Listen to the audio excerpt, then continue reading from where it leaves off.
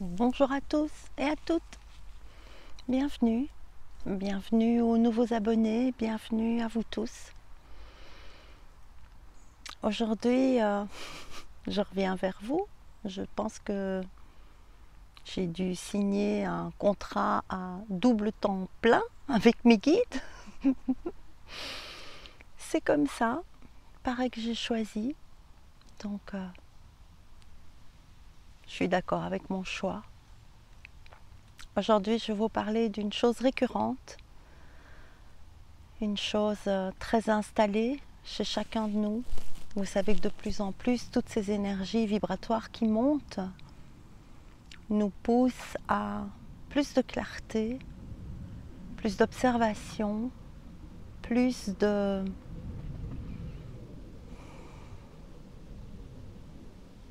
vision sur les mécanismes que nous avons tous, les mécanismes du mental, tout ce qui est mécanique chez nous, des bons mécanismes automatiques comme la respiration, le cœur qui bat, le sang qui circule, les cheveux qui poussent tout seuls, sauf quand ils ne poussent plus. Mais c'est la seule chose que nous pouvons observer. C'est notre mécanique, la mécanique de notre mental. Et aujourd'hui, je vais parler d'un sujet important, j'entends, les croyances. Les croyances. Vous savez que j'aime bien vous raconter des histoires. Pour moi, elles sont toujours des histoires à grandir. D'ailleurs, avant la tradition, j'espère que vous n'aurez pas trop de vent dans mon micro.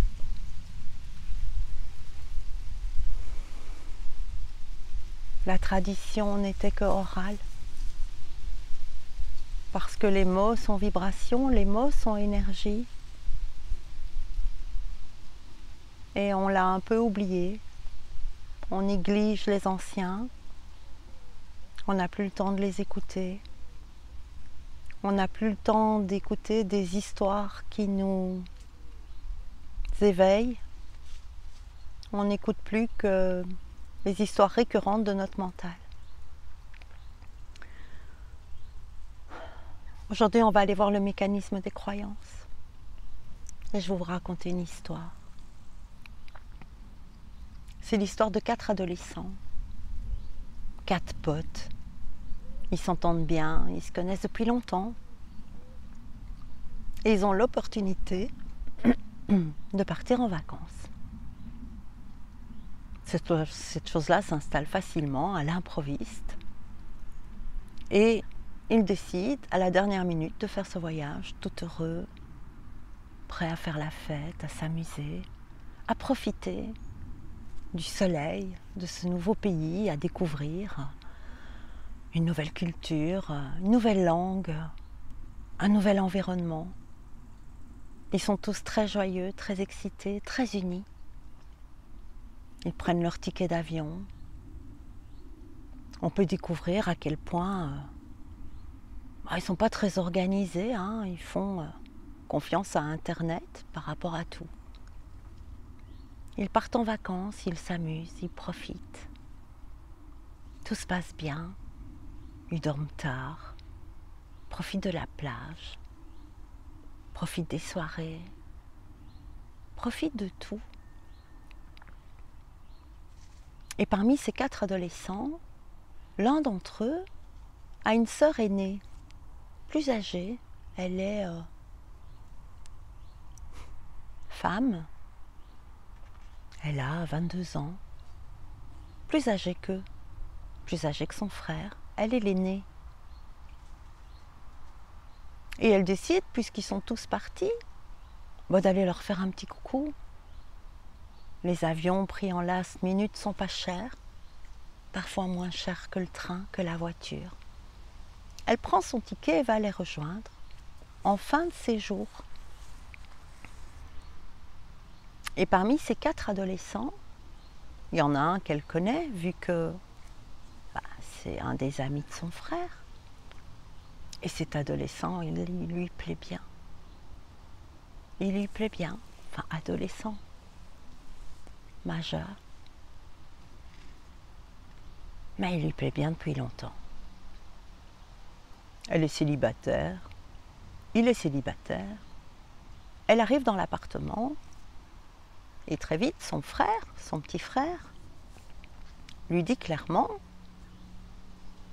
il est hors de question qu'il se passe quelque chose avec mon pote. Oui, ok. Et il dit clairement à son pote: il est hors de question que tu touches à ma sœur. C'est clair? Et puis ils sont jeunes, ils vivent, ils profitent. Et le dernier jour, puisqu'elle n'est là que pour quelques jours, avant son départ, la dernière soirée, cette femme de 22 ans décide d'embrasser, malgré tous les interdits, le garçon qui lui plaît bien. Et ce garçon, malgré tous les interdits, se dit: oh, je ne devrais pas, il faut pas, ça va être la merde, mais ça me tente bien quand même. Mais il ne fait rien. Et cette jeune femme, au cours de la soirée, alors qu'ils sont tranquilles, se penche vers lui et l'embrasse. Et il ne se passera pas grand-chose, 5 baisers, innocents, sans engagement, juste parce que c'est ce qui vient. Et le lendemain matin, le petit frère, le meilleur ami, sera extrêmement fâché au point que la sœur reparte un peu plus tôt que prévu, qu'il n'adresse plus la parole à son ami, et qu'il décide d'ailleurs après son retour de ne plus jamais lui adresser la parole. Il est triste, son ami est triste, il ne parle plus à sa sœur non plus, tout le monde est dans son coin. Pourquoi je vous raconte cette histoire? Parce que cette histoire est très éloquente de ce qu'est une croyance. La croyance de « tu touches pas à ma sœur ». Tu touches pas à ma sœur, point barre. Et ça fait un drame, un gros drame. Cette croyance, elle fait beaucoup de dégâts, beaucoup de gâchis, beaucoup de mal, beaucoup de peine, beaucoup de séparation, beaucoup de... rien de bien pour personne.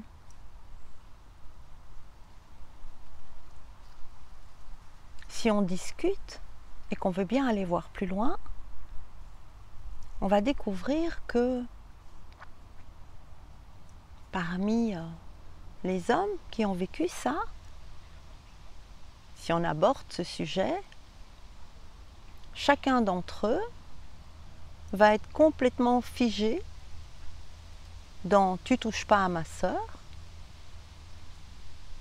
et qu'on aura beau revenir à des faits qui sont simples, qui sont une jeune femme majeure de 22 ans, sœur de quelqu'un, embrasse un garçon qui lui plaît bien, de son initiative, et le garçon est d'accord. Et il ne se passe pas grand-chose. Ça, ce sont les faits. Et de ces faits découle la catastrophe. En discutant, on peut se heurter de manière assez violente à plusieurs autres croyances qui seront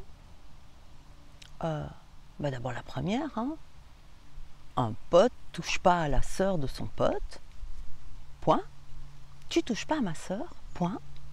C'est moi qui décide.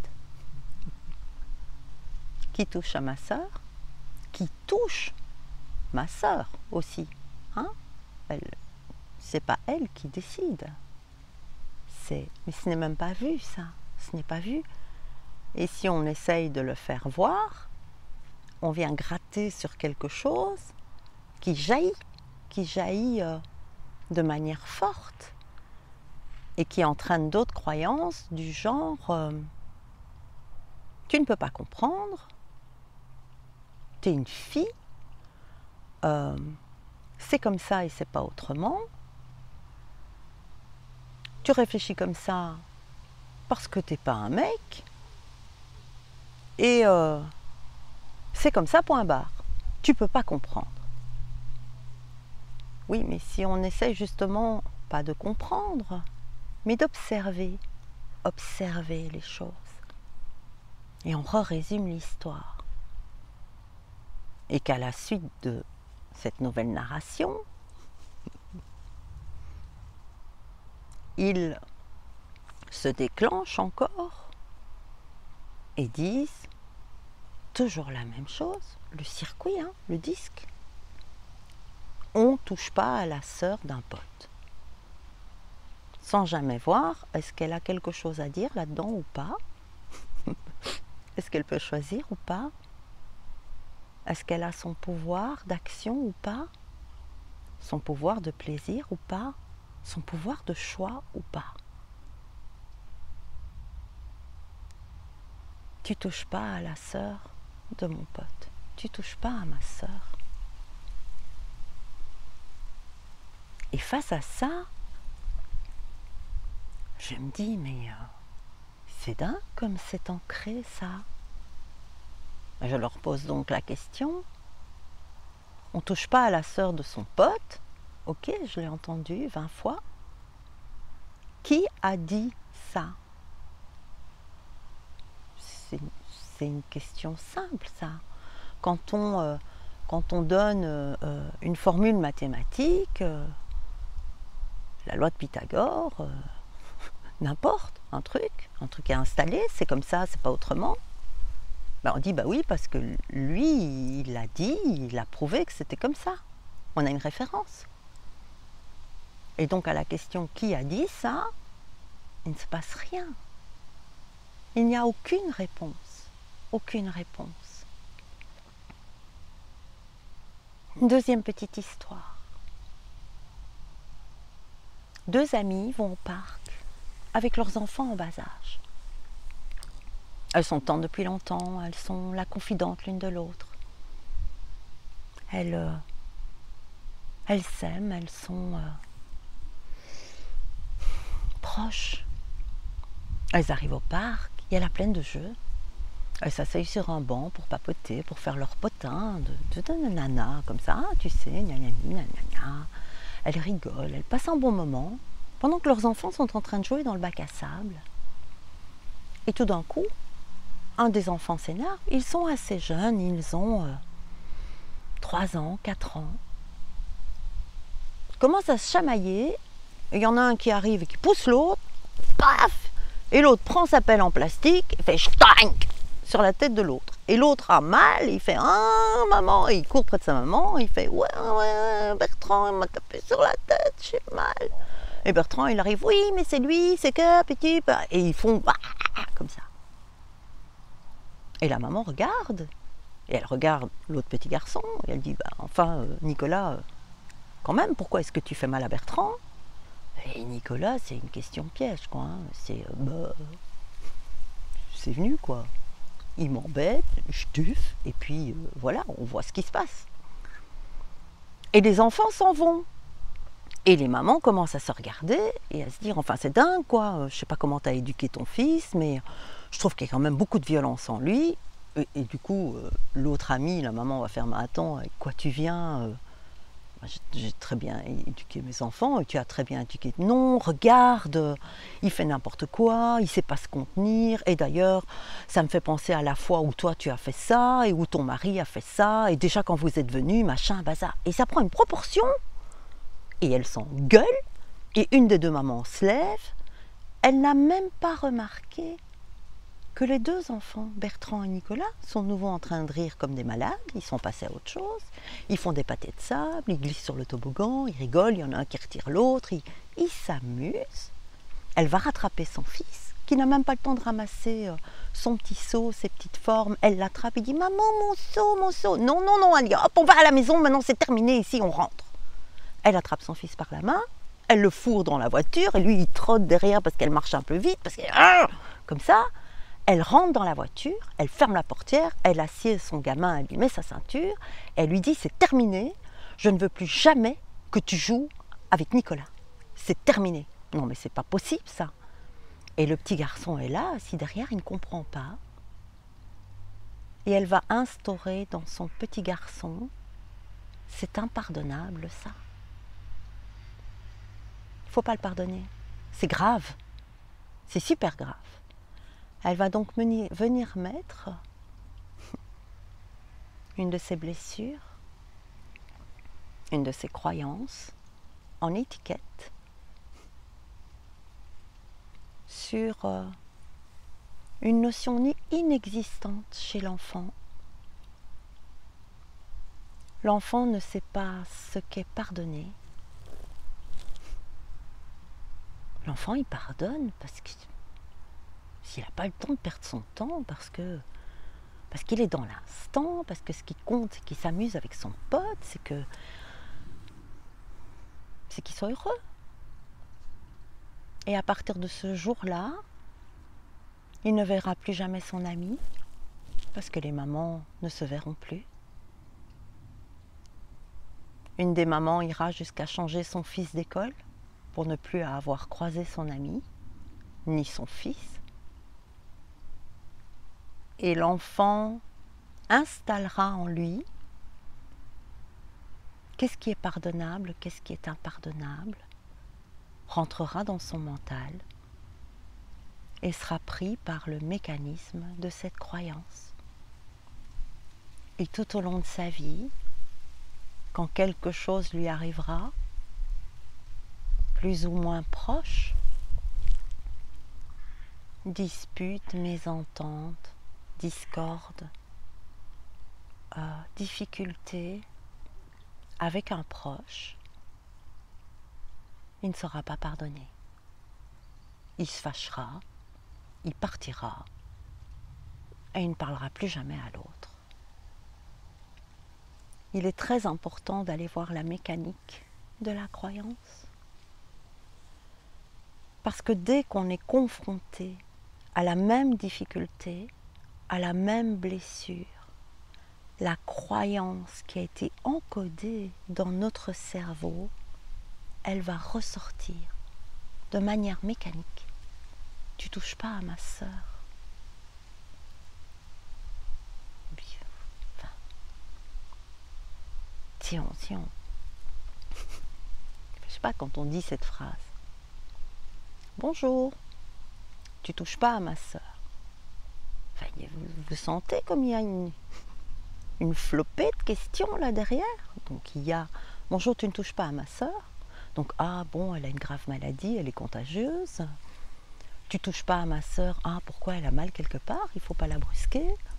Bon, tu touches pas à ma sœur. Ah bon, pourquoi elle est en couple, elle est avec quelqu'un, Tu touches pas à ma sœur. Ah, elle est fragile, tu dois la protéger. Tu touches pas à ma sœur. Ah bon, elle t'appartient, c'est ta sœur, moi, c'est mon truc quoi. C'est mon truc qui doit faire exactement ce que j'attends qu'elle fasse. C'est un truc... c'est un truc qui ne s'appartient pas. Ne focalisez pas, je ne suis pas en train de vous faire un discours féministe, hein. N'allez pas commencer à dire « Ah, Josine, non !»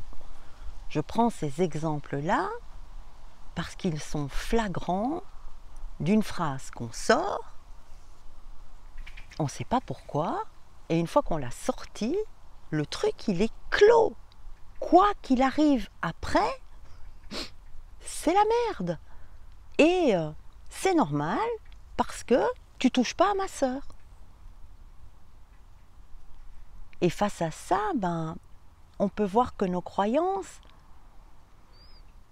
elles nous transforment en robots conditionnés. C'est comme ça et c'est pas autrement.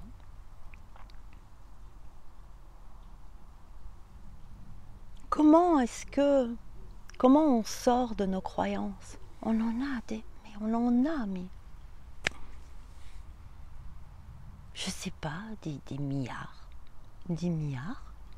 Celles qui nous ont été données, celles qui nous ont été données par notre éducation, celles qui nous ont été données par notre milieu familial, par un milieu religieux, par une religion, par un groupe, par, je sais pas moi, des codes. Et je ne critique rien, ne dérapez pas, mais t'as dit que... Non, je ne critique rien, je regarde. Les scouts, la chorale, l'école, le prof de musique, l'instructeur en chef, voilà, tout ce qui a une opinion. Une croyance, c'est quoi? Ça part d'où? Au tout départ.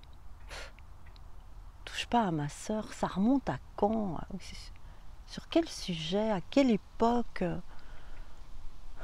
Peut-être que la première fois que ça a été dit, dans l'instant, c'était vrai. Je sais pas, moi, un garçon se promène avec sa sœur et il y a des gens qui veulent lui faire du mal. Et il est là et il la défend physiquement. Touche pas à ma sœur. Ça a du sens. C'est dans les faits, c'est quelque chose de concret dans l'instant. Mais là, il y a cette croyance dominante qui est liée à une opinion inscrite, encodée. Pip, on a mis le programme. Une opinion qui va créer un jugement, qui va faire sortir la croyance. Mais sans qu'on s'en rende compte. C'est-à-dire que cette croyance installée, encodée profondément, va agir de manière mécanique, faire basculer une situation non vue, non observée dans les faits.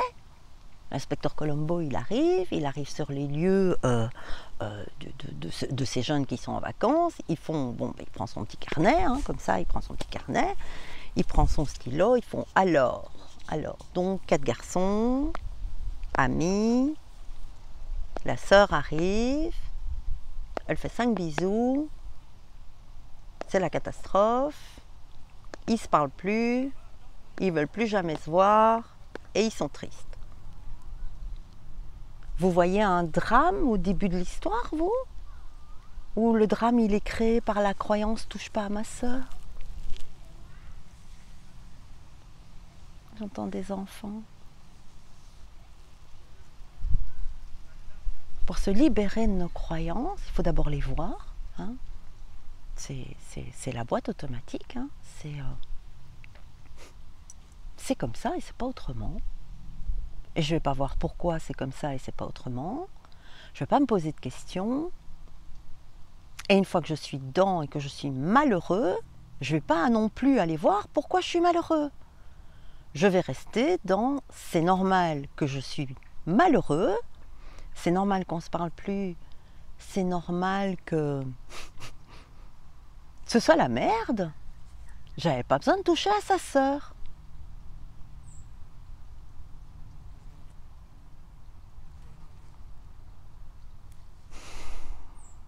Je vous invite, puisque nous sommes tous poussés à observer sans opinion. C'est ça la solution. Si on n'a pas d'opinion, sur ces 4 jeunes, sur ces 2 enfants qui jouent dans le bac à sable. Et si on veut bien ne pas déclencher un mécanisme de croyance ancré, l'impardonnable, c'est quoi, c'est quand que ça sort, clac, c'est là, avec ça, ben, va voir ce qui t'est arrivé quand tu étais petite, ou ce qu'on t'a dit, ou ce qu'on t'a transmis. Si on veut bien faire ça, et juste, même si on est emporté par la réaction et qu'on ne le voit qu'après, qu'on ne le voit que quand c'est le bazar, que quand le gâchis est là et qu'on se dit, mais enfin c'est quand même dingue, parce que finalement il ne s'est passé que ça, rien de grave. 5 bisous, un petit coup de pelle dans le bac à sable, ben, ça arrive tout le temps. Les enfants, c'est la jungle, hein. Il suffit d'aller dans une école maternelle et de regarder ce qui se passe dans la cour de récréation. Ça bouge. Et si on les laisse faire, ça passe très vite. Ils n'ont pas le temps. Pas le temps. S'ils n'ont pas encore appris certaines croyances, que la maîtresse peut mettre en place aussi. Hein. C'est bien, c'est pas bien, carton rouge. La petite pomme avec la photo, le plus gentil de la classe cette semaine, c'est Jean, hein, et toutes les autres pommes avec les photos, c'est des merdes. Si tout ça ne se met pas en place, ou est corrigé, ou est vu, observé, pour ce que c'est, 5 bisous, un petit coup de pelle. Et tout le monde est d'accord, et tout le monde se passe au-dessus. Pourquoi faut-il entretenir le drame? Est-ce qu'on peut, quitte à se poser des questions, est-ce qu'on peut se poser celle-là? Tiens, ça vient d'où ça? Ça vient d'où? T'es obligé de respecter les vieux. C'est comme ça, point barre. Moi j'ai été élevée comme ça, faut respecter les vieux. Bah, dans les vieux, il n'y a pas que des vieux cool, hein. Il y a des vieux, il faut se les farcir, quoi, hein, dans leur truc comme ça. Je me souviens d'une fois comme ça où j'étais à la caisse d'un supermarché. C'est un supermarché de campagne. La caissière connaît tout le monde. Elle s'entend avec tout le monde. Elle est d'une gentillesse. C'est une crème. Et il n'y a jamais qu'une caisse et il y a plein de gens. On sait que quand on y va, si on n'a pas le temps, il ne faut pas y aller. Il faut y aller après. Sinon, c'est foutu. Et je suis dans la file avec mon caddie. Et je suis au rayon surgelé. Et c'est elle, toute seule à la caisse. Et je sais que j'en ai pour des heures. Qu'il vaut mieux observer ce qu'il y a autour. Pas commencer à stresser. Suivre le cours de la file. Et je suis le cours de la file. Et puis tout d'un coup, dans un rayon sur le côté, je vois une petite friandise qu'un de mes fils, ils étaient petits encore, adore. Et je lâche mon caddie des mains, je suis presque au niveau de la caisse, il ne reste qu'une personne ou 2 devant moi, mais il n'y a plus qu'un caddie devant moi qui va s'engager à la caisse. Et moi, je lâche mon caddie, je prends la friandise, j'ai plus de caddie. Je me dis, bah ouais, mon caddie. Et je tourne et je regarde la dame à côté de moi qui était celle qui me suivait et qui fait. Alors je tourne la tête et je vois mon caddie qui roule tout seul dans le magasin. Et alors je suis un peu comme ça. Je fais, ben. Elle me fait comme ça et elle me montre un vieux qui est passé devant moi. Et il a un journal, 2 bières, et, je sais pas, un autre bibelot. Et je vais rechercher mon caddie, je le ramène dans la file, je me penche près de lui, gentiment, je fais monsieur, est-ce que c'est vous qui avez poussé mon caddie? Genre malencontreusement, cogné mon caddie. Je suis pas là pour l'agresser, j'ai pas envie. Et il ne détourne même pas la tête. Il me nie au plus haut point. Bon. Monsieur, est-ce que c'est vous qui avez poussé mon caddie? Là, la caissière, je la sens blêmir. Hein. C'est comme si, tout d'un coup, on sentait qu'il allait avoir un tsunami. Moi, je ne comprends pas pourquoi. Et le monsieur devant moi qui m'a bougonne. Je fais, écoutez, je suis très ferme. Il aurait suffi que vous me demandiez, je laisse passer plein de gens, moi, tout le temps, finir 4, 5, et parfois, au dernier moment, je dis, écoutez, non, j'en ai déjà laissé passer 5, maintenant, je vais y aller, quoi. Je lui ai dit, mais il aurait suffi que vous me le demandiez. Mais je dis ça, et je lui dis ma façon de penser. Et le monsieur paye ses courses, tout le monde est blanc, tout le monde est comme ça, comme figé, il sort du magasin, et les gens se mettent à applaudir. Parce que je ne sais plus ce que je lui ai dit, c'est une vieille histoire, mais apparemment j'ai dit ce que j'avais à dire par rapport à l'irrespect vis-à-vis de tous, y compris des gens qui sont derrière moi. Et les gens applaudissent, ouais, ils ont l'air tout contents comme ça, et moi je ne comprends pas. Et en fait, ce monsieur fait ça tout le temps. Lui, il arrive, il est chez lui, c'est son magasin, c'est sa caissière. Si tu es dans mon chemin, je te pousse, je prends ta place, je passe devant, et je paye mes courses et je m'en vais. Et personne n'avait jamais rien dit. Et ma seule hésitation, quand j'étais rechercher mon caddie, et que je suis venue me remettre, j'ai... Non, il faut respecter les vieux. Ma croyance inculquée depuis toujours. Attends, les vieux, il faut les respecter. Hein. Tu tombes sur un gros connard irrespectueux qui nie tout le monde, qui embête tout le monde et qui est vraiment odieux avec tout le monde, c'est pas grave, il faut respecter les vieux. C'est une des premières croyances que j'ai levées. Ça m'a fait beaucoup de bien, beaucoup de bien.